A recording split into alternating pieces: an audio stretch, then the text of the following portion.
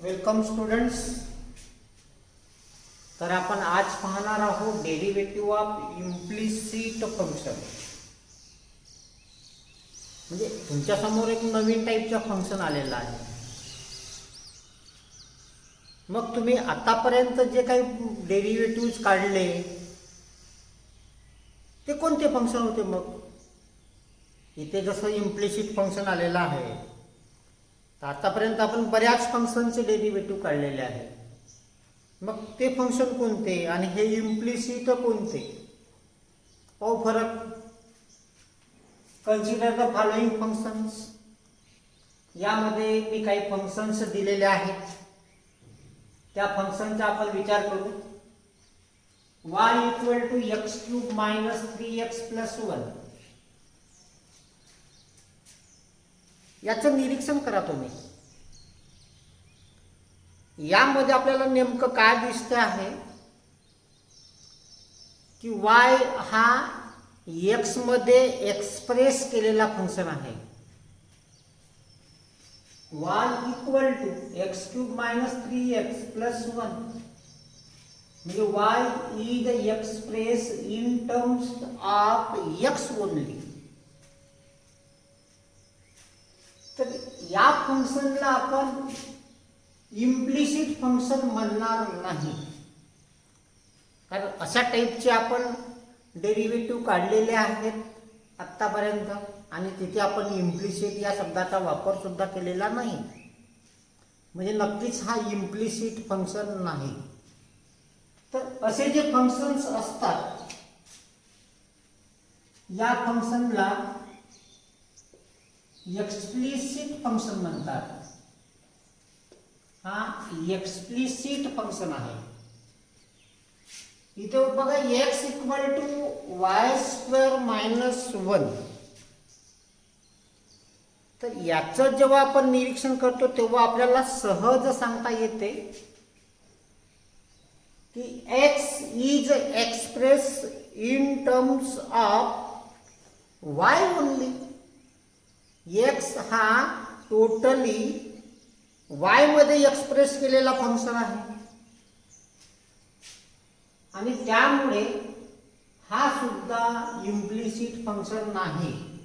म्हणजे याला सुद्धा आपण म्हणणार आहोत एक्सप्लिसिट फंक्शन. म्हणजे एक्सप्लिसिट फंक्शनची आपल्याला इथे डेफिनेशन तयार करता येईल. If one of the variable is expressed in terms of other variable, then such types of functions are called explicit function. आता या थर्ड नंबरचा तुम्ही विचार करा. X square plus x y plus y square आहे. या फंक्शनला आपण कोणत्याही पद्धतीने सेपरेट करण्याचा प्रयत्न केला की x हा y मध्ये एक्सप्रेस करायचं किंवा y हा x मध्ये एक्सप्रेस करायचा आहे, तर हे इम्पॉसिबल आहे. यामध्ये दोन्ही व्हेरिएबल जे x आणि y आहे, तर x हा y मध्ये एक्सप्रेस करता येणार नाही. त्याच प्रकारे y सुद्धा हा x मध्ये एक्सप्रेस करता येणार नाही. मग अशा टाईपचे जे फंक्शन असतात त्यांना म्हणतात इम्प्लिसिट फंक्शन्स. इथे बघा पुन्हा x आणि y आहे, म्हणजे एका बाजूला x आणि एका बाजूला y असं सेपरेट करता येणारच नाहीये. म्हणजे y हा x मध्ये एक्सप्रेस करता येणार नाही किंवा x हा y मध्ये एक्सप्रेस करता येणार नाही आणि त्यामुळे हा एक्सप्लिसिट फंक्शन तर होणारच नाही.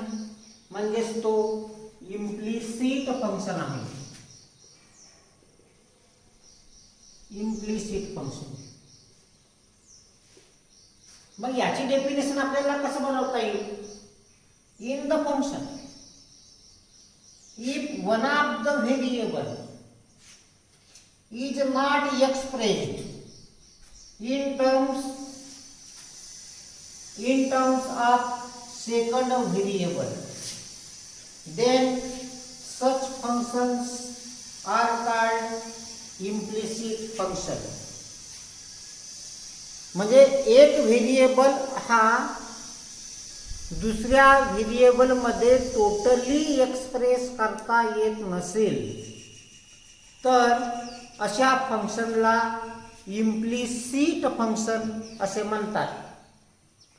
आणि नेमकं या टॉपिकमध्ये आपल्याला इम्प्लिसिट फंक्शनचं डेरिव्हेटिव्ह घ्यायचं आहे. आता काही थोडीशी माहिती देतोय मी की आपण नेमकं डिफरन्शिएट विथ रिस्पेक्ट टू एक्सच करणार आहोत, म्हणजे dy/dx काढायचं आहे. पण लगेच त्या ठिकाणी दिलेला फंक्शन हा कधी y येतो कधी x येतो, म्हणजे मिक्सअप आहे त्यांचं. आणि त्यामुळे या गोष्टी तुम्हाला पुढील गोष्टी लक्षात ठेवायच्या आहेत. d/dx ऑफ sin x आपण differentiate with respect to x केलेला आहे आणि दिलेला फंक्शन सुद्धा x मध्येच एक्सप्रेस केलेला आहे. तर या परिस्थितीमध्ये याचं डेरिव्हेटिव्ह काय निघालं? cos x. आपल्याला माहित आहे d/dx ऑफ sin x म्हणजे cos x हे माहित आहे. इथे बघा d/dx म्हणजे differentiate with respect to x आहे, पण इथे sin y आहे, म्हणजे व्हेरिएबल चेंज झालेला आहे फंक्शनचं.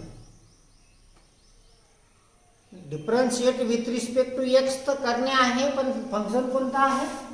sin y. मग त्याचं डेरिव्हेटिव्ह घेताना करायचं काय?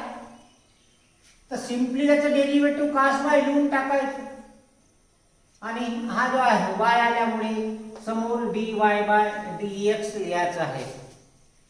तसं तर या ठिकाणी चेन रूलचा उपयोग केलेला आहे.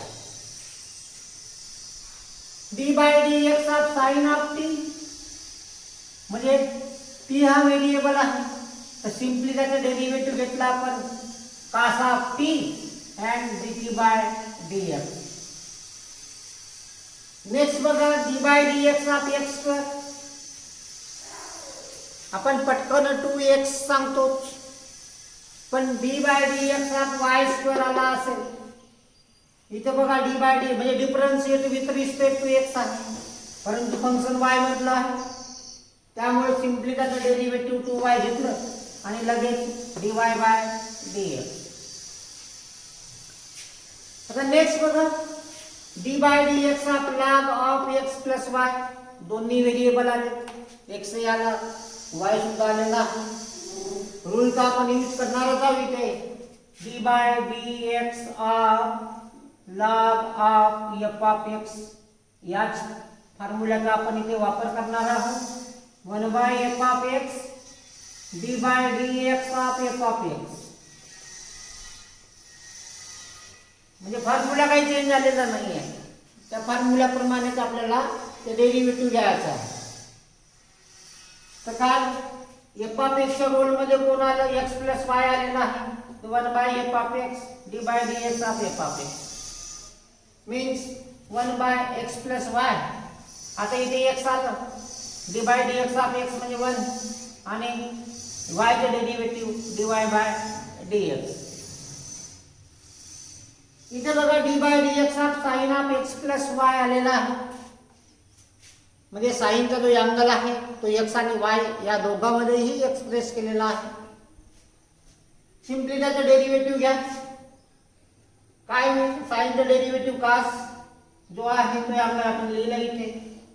पुन्हा इथे याला फंक्शन समजू, या फंक्शनचं पुन्हा डेरिव्हेटिव्ह घ्यायचं आहे d/dx of x plus y. लिहिलं cos x प्लस y.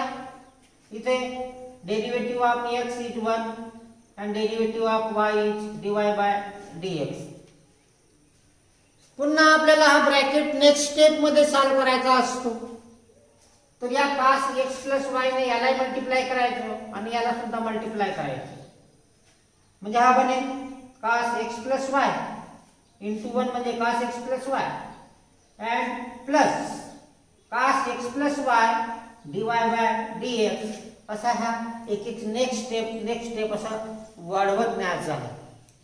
आता यानंतर आपण यावरचे प्रॉब्लेम बघू. बघा नेक्स्ट प्रॉब्लेम. क्वेश्चन काय विचारलाय, फाइंड dy बाय dx. म्हणजे तुम्हाला एक फंक्शन दिला असेल, फंक्शन हा इम्प्लिसिट असेल लक्षात ठेवा, कारण आपल्याला या टॉपिकमध्ये केवळ इम्प्लिसिट फंक्शनचं डेरिव्हेटिव्ह काढायचं आहे. Root x plus root y equal to root of A.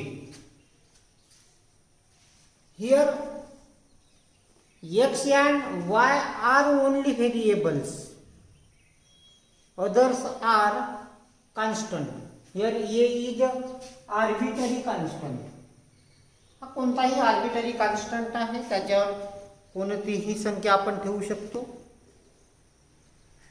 Right down in solution first given example as it is. Root of x plus root of y equal to root of a.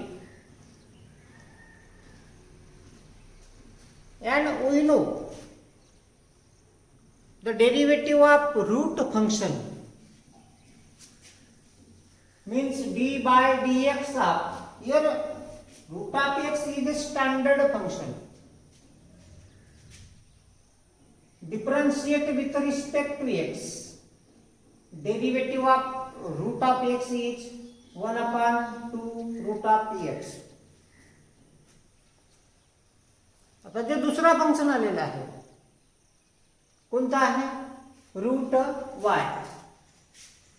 मग root वायचं derivative होईल 1 upon 2 root of y dy by dx, कारण आपण differentiate with respect to x करत आहोत. इथे actually dx bye dx होतं, पण dx बाय dx म्हणजे 1 होते, त्यामुळे इथे 1 लिहायची काही गरज नाही. पण इथे y मधलं फंक्शन आहे, तिथे dy बाय dx आलंच पाहिजे. Root a is constant, therefore it's derivative is 0. हा 0 लिहिला आपण इथे. त्यानंतर आपल्याला dy बाय dx वाले जे टर्म्स आहेत ते जनरली लेफ्ट हँड साइडला ठेवायचे आहेत, आणि उरलेले जे टर्म्स आहेत की ज्यांच्यासोबत dy बाय dx नाही ते सर्व राईटला शिफ्ट करायचे. याला आपण राईटला शिफ्ट करून टाकू. इकडे sign change 1 upon 2 root of y dy by dx equal to negative 1 upon 2 root of x. त्यानंतर काय होईल, ही जी संख्या ही क्रॉस मध्ये येते, means dy by dx equal to negative 2 root of y upon 2 root of x. here 2 cancel out. मग राहिलं काय, negative root y upon root x. याला आपण कंबाईन लिहिलं, root of y by x is the derivative of given function. Second example बघा काय दिलेलं आहे, x root of x plus y root of y equal to a root of a. याला आपण index form, इथे radical साइनचा वापर केलेला आहे, याला इंडेक्स फॉर्म मध्ये लिहू. फॉर्म्युला कोणता आहे की a रूट ऑफ a. काय होते बघू ते पहिल्यांदा. a ला पॉवर 1 म्हणजेच a, इथे रूट म्हणजेच a ला पॉवर 1/2 असतो. By rule of indices a power 1 plus 1/2 होतो, and 1 प्लस 1/2 म्हणजे 2 into 1 2 प्लस 1 म्हणजे 3 3/2. याप्रमाणे. म्हणजे दिलेल्या टर्म्सला आपण कसं लिहिलं, X root of X means X power 3/2 plus Y into root of Y म्हणजे Y power 3/2 and equal to a power 3/2. Now these functions are power functions, not standard function. If index is 1, then we say it is standard function, but it is power function. And d by dx of f of x power n is just equivalent to n f of x power n minus 1 and d by dx of f of x. या फॉर्म्युलाचा आपण इथे उपयोग करणार आहोत. बघा काय बनेल ते. Differentiate with respect to x 3/2 समोर घेतलं. त्यानंतर इंडेक्स मधून 1 सबट्रॅक्ट केलं 3/2 मायनस 1. पुन्हा इथे 3/2 समोर घेतलं 3y power 3/2 minus 1. Variable change आहे त्यामुळे dy by dx and a power 3/2 is a constant quantity, therefore its derivative is 0. 0 लिहू. आता 3/2 minus 1 हा कसा बनतो 3 निगेटिव्ह साइन 2 into 1 म्हणजे 2 आणि डिवाइड बाय 2 म्हणजे 1/2. 3/2 ने डिवाइड करून टाका. Dividing by 3/2 we get this 3/2 cancel out. 0 by 3/2 means 0. Remaining is x power half plus y power half dy by dx equal to 0. या टर्मला आपण या बाजूला शिफ्ट करून टाकू म्हणजे minus y power 1/2 dy by dx minus x power half. x power half means it is a square root of x. आणि त्यामुळे आपण काय लिहिलं dy by dx equal to negative square root of x divided by square root of y. Root of a upon root of b. याला आपल्याला असं लिहिता येतं रूट ऑफ ए बी. आणि त्यामुळे काय लिहिलं dy by dx equal to minus root of x by y हे झालं dy by dx. म्हणजे जो दिलेला फंक्शन होतं त्याचं dy by dx होईल negative root of x by y. त्यानंतर थर्ड प्रॉब्लेम बघा काय दिलेला आहे. Third problem x plus root of xy plus y equal to 1. 1 is constant. इथे xy हा फॉर्म्युला मार्जिन मध्ये लिहूनच ठेवायचं. वारंवार काम पडणार आहे त्याचं. It is first and second means first as it is d by dx of y as it is d by dx of x means x dy by dx plus y into 1 means x dy by dx plus y. हे लक्षात ठेवायचं वारंवार काम पडणार आहे याचे. dy by dx of xy directly लिहिणार आहोत आपण एक्स प्लस वाय हे कायमस्वरूपी तुम्हाला लक्षात ठेवायचं आहे. त्याच प्रकारे d by d x of x plus y means derivative of x is 1 and derivative of y is dy by dx. इथे जर निगेटिव्ह आलं तर इथे निगेटिव्ह येईल. तर हा जो भाग आहे हा अत्यंत महत्वाचा आहे. बघा दिलेले प्रॉब्लेम आपण लिहिलं x plus root of x y plus y equal to 1. दिलेले प्रॉब्लेम सोल्युशन मध्ये जसं त्या तसं लिहून घ्या. Differentiate with respect to x. Derivative of x is 1 plus root function. काय आलं? रूट फंक्शनचं डेरिवेटिव्ह. वारंवार रिपीट करतो आहे हे फॉर्म्युले का जेणेकरून तुमच्या ब्रेन मध्ये पूर्ण फिक्स व्हायला पाहिजे.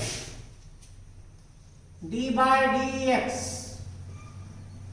Of root of f of x. F of x is any function. त्याची चिंता नाही करायची.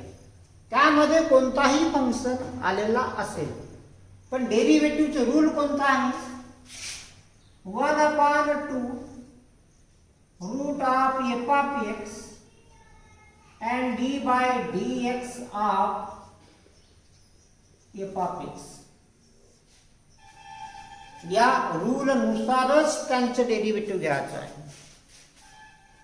घेतला 1/2 root of x y d by d x of x y and derivative of y is dy by dx. आता याचे derivative घ्यायचं आहे. मी तुम्हाला आता सांगितलं याचे डेरिव्हेटिव्ह काय आहे ते. त्याचे डेरिव्हेटिव्ह आहे x dy by dx plus y. घेतलं ते. हा जसं तसं लिहिलंय आपण. आता या ब्रॅकेटला आपण स्प्लिट करू. याचे 2 भाग करू. म्हणजे या संख्येने या दोघांनाही मल्टिप्लाय करू separately. 1/2 root of xy into x dy by dx. Again y into this number means y/2 root of xy and plus dy by dx equal to 0. आता इथे बघा हे जे 2 टर्म्स आहेत या 2 टर्म्स मध्ये dy by dx आलेला आहे. तर dy बाय dx वाले जे टर्म्स आहेत त्यांना आपण लेफ्ट हँड साइडलाच ठेवणार आहोत आणि उर्वरित टर्म्स हे राईटला शिफ्ट करू. याला आपण राईटला शिफ्ट केलं आणि याला सुद्धा राईटला शिफ्ट केलं. Sign is change. या दोघांमधून आपण निगेटिव्ह साइन कॉमन घेतलं. मग राहिलं कोणतं 1 plus y root of x plus y. या दोन संख्यांमधून dy बाय dx कॉमन घेतलेला आहे. Take dy by dx is common from left. Then remaining is x/2 root of xy and here coefficient is 1 means plus 1. a by b plus 1 means a plus b divided by b, or 1 plus a by b equal to b plus a divided by b. हे दोन्ही आपण इथे operate केलेला आहे. x plus 2 root of xy divided by 2 root of xy. Here 1 into 2 root of xy means 2 root of xy and plus y. Negative sign आपण बरोबर इथे ठेवला. कुठे नाही द्यायचं. इथे दिलं तर चुकेल, इथे दिलं तर चुकेल. तो बरोबर या लाईनच्या समोर इथे चिन्ह आलं.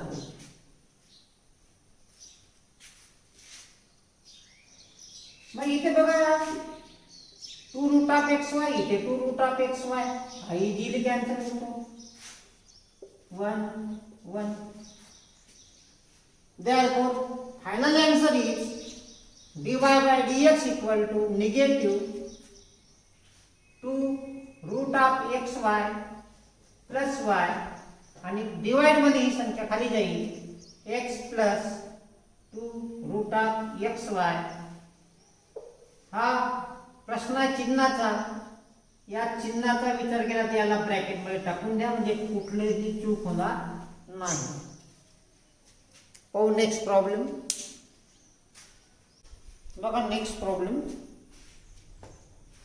X square y square minus tan inverse root of x square plus y square equal to cot inverse root of x square plus y square. दिलेला प्रॉब्लेम लिहिला आपण सोल्युशन मध्ये या इट विदाउट एनी चेंज. जसंच्या तसं solution मध्ये first step मांडायची मांडली गेली.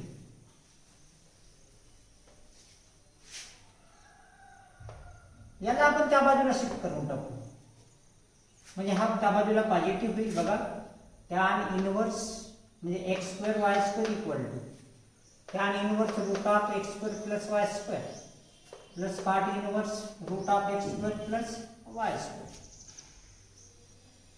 आता आपल्याला प्रॉपर्टी माहित आहे, ही जी प्रॉपर्टी आहे tan inverse x plus cot inverse x always pi by 2 होतो.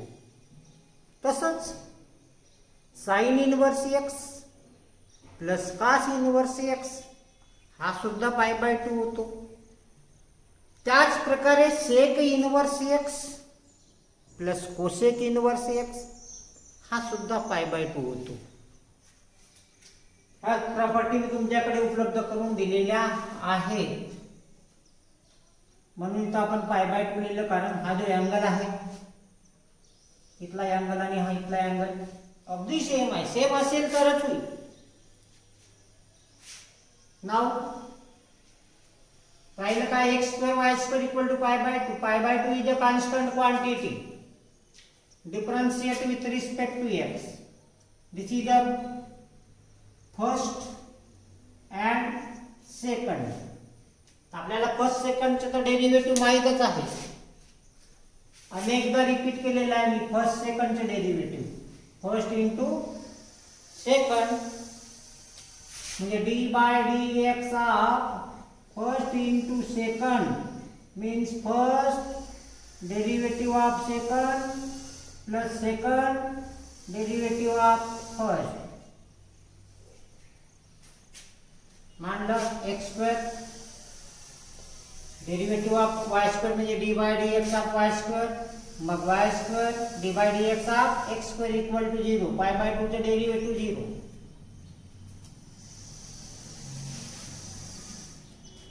एक्स स्क्वेअर वाय स्क्वेअर चे derivative 2y dy by dx plus y square x square चे डेरिव्हेटिव्ह ओनली 2x. याचे multiplication 2x square y dy by dx याला आपण त्या बाजूला shift करून टाकू म्हणजे 2xy स्क्वेअर. ही संख्या याच्या डिवाइड मध्ये जाईल. आता गेली ते डिवाइड मध्ये. याचे दोन फॅक्टर बनवले 2xy इंटू y म्हणजे 2xy square 2xy into x म्हणजे 2x स्क्वेअर y. हे 2xy कॅन्सल. राहिलं कोणतं y by x means dy by dx equal to y by x. हे झालं dy by dx. Next problem बघा. e power x plus y equal to cos x minus y.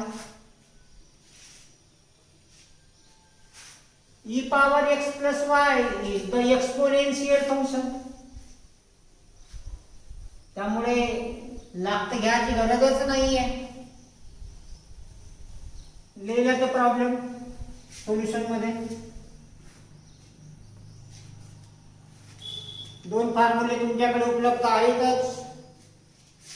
म्हणजे d by d x of e power इथे f of x कोणतंच असो, F of एक्सच्या जागेवर काही असो, लिहायचं काय आहे तुम्हाला e power f of x d by d x of f of x असंच लिहायचं आहे. पुन्हा d by d x of cos f of x. आता या f ऑफ x च्या जागेवर काय येईल minus sine f of x d by dx of f of x. याप्रमाणे लिहायचं आहे. लिहिलं आहे e power x plus y d by dx of x plus y minus sign x minus y. आता लिहितो d by dx of x minus y. याचा derivative 1 plus dy by dx. इथे 1 minus dy by dx. आता याला split करून टाकू, दोन तुकडे करू याचे. याने याला मल्टिप्लाय पहिल्यांदा करायचं, नंतर याला करायचं. या संख्येने 1 ला मल्टिप्लाय करा, नंतर मायनस मायनस प्लस, याने त्याला मल्टिप्लाय करा. आता like terms are the like terms. कारण या दोघांसोबतही dy बाय dx आहे आणि जेवढे टर्म्स dy बाय dx वाले आहेत ते सर्व लेफ्टला कलेक्ट करायचे आहेत. म्हणजे या संख्येला आपल्याला या बाजूला शिफ्ट करावं लागेल इथे. हे केलं आणि याला आपण त्या बाजूला शिफ्ट करून टाकू. Means e power x plus y d y by dx हा या बाजूला आला म्हणजे minus sign x minus y d y by dx equal to minus sign x minus y. आणि आता बाजूला नेला आपण minus e power x plus y. Now take dy by dx याले कॉमन. इथून कॉमन घेतला तर मग राहिलं काय e power x plus y minus sign x minus Y. या दोघांमधून निगेटिव्ह साइन कॉमन घेतलं, both are positive. Sign x minus y plus e power x plus y. आता ही जी संख्या आहे ही dy बाय dx चा कोएफिशिएंट आहे, म्हणजे ती संख्या डिवाइड मध्ये जाईल. therefore dy by dx equal to minus sign x minus y plus e power x plus y divide मध्ये e power x plus y minus sign x minus y. आता हाच प्रॉब्लेम दुसऱ्या पद्धतीने विचारू शकतात. म्हणजे जो तो प्रॉब्लेम आहे e p power x plus y equal to cos x minus y, then so that dy by dx equal to minus sin x minus y plus cos x minus y divided by cos x minus y minus sin x minus y. असा सुद्धा हा problem विचारू शकतात. तर मग करायचं काय, या पद्धतीने सोडवायचं आणि e प्लस एक्स वाय इथे या त्यावेळी इक्वेशन नंबर 1 देऊन टाकायचं. इथे इक्वेशन 1 द्यायचं आणि e प्लस एक्स वाय ची किंमत cos x मायनस वाय आहे हे फ्रॉम इक्वेशन 1 याला रिप्लेस करून टाकायचं. e प्लस एक्स वाय च्या जागेवर cos x मायनस वाय लिहायचं. इथे सुद्धा cos x मायनस वाय लिहायचं आहे, म्हणजेच हे आपल्याला प्रूव्ह करता येईल. यावरचे काही डिपेंडेंट प्रॉब्लेम सॉल्व करायचे. उर्वरित नेक्स्ट प्रॉब्लेम्स आपण नेक्स्ट पिरियडला घेणार आहोत.